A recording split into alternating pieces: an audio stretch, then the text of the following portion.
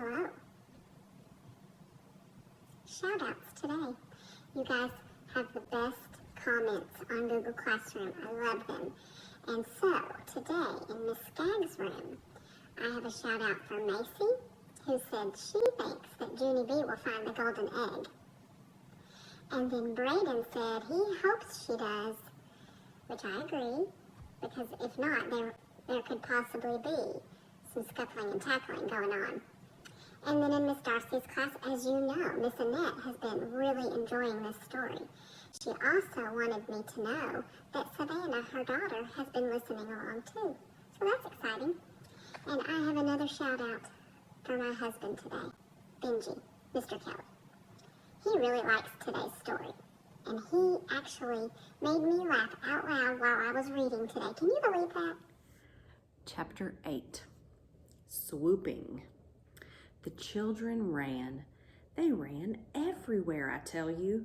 They ran to and fro, and up and down, and back and forth, and here and there.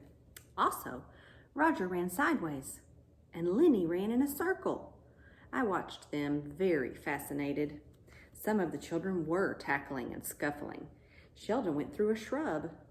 That's when Lucille's daddy blew his whistle again. Tweet, tweet, tweet. Everyone come back here right now, he shouted, real mad. Everyone came back. Sheldon had a stick in his ear.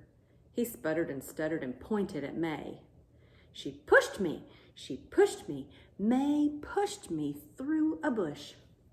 May stamped her foot. No, I did not, Sheldon. I did not push you. You pushed yourself, she said.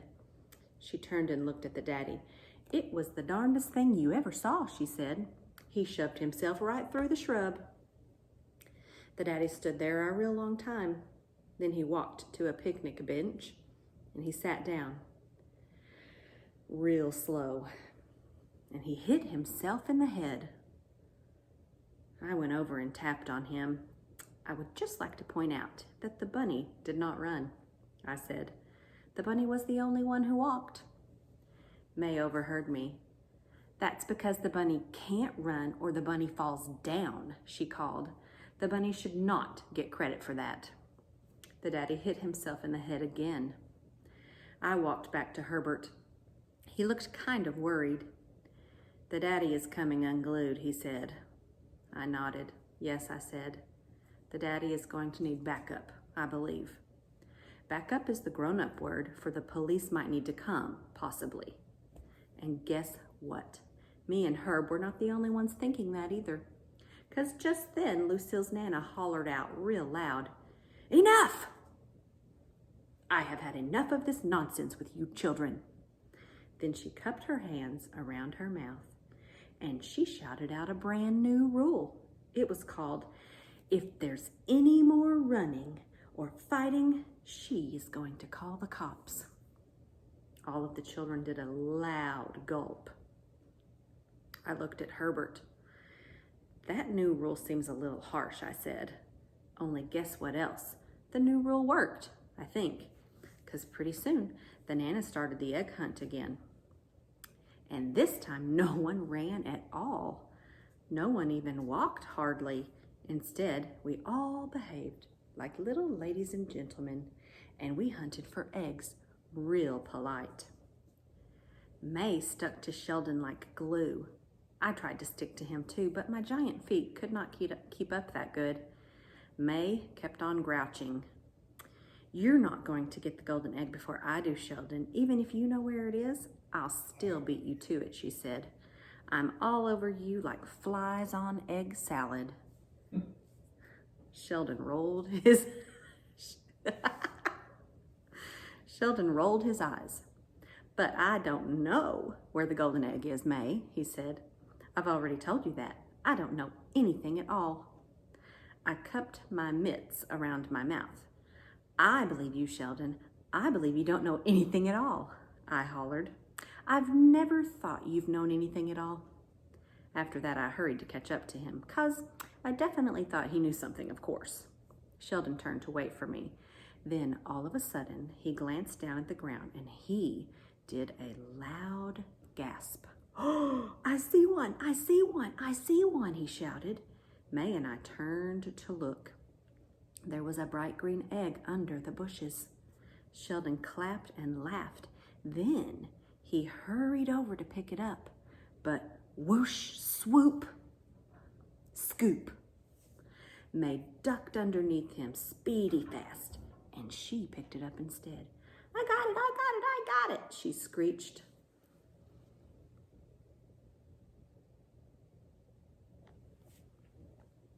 Then she put the egg in her basket and danced all around. Sheldon's face got sputtery mad. But before he could even yell at her, he did another gasp. Oh, I see one, I see one, I see one, he shouted, even louder than before. Then he clapped his hands and he laughed real happy and he hurried over to pick it up. But whoosh, swoop, scoop. May beat him to it again. Two, now I have two, she hollered. She jumped in the air and kicked her feet. I swooped, I'm a swooper. I swoop, she said. She ran back to Sheldon and leaned in his face. I knew I would beat you at this game, she said. Now I have 2 eggs, and you and Junie B have... She leaned her head into our baskets. Let's count them. 0. Ha! You have 0, and I have 2. 2 to 0. 2 to zippity-zip 0. Sheldon looked at me real upset.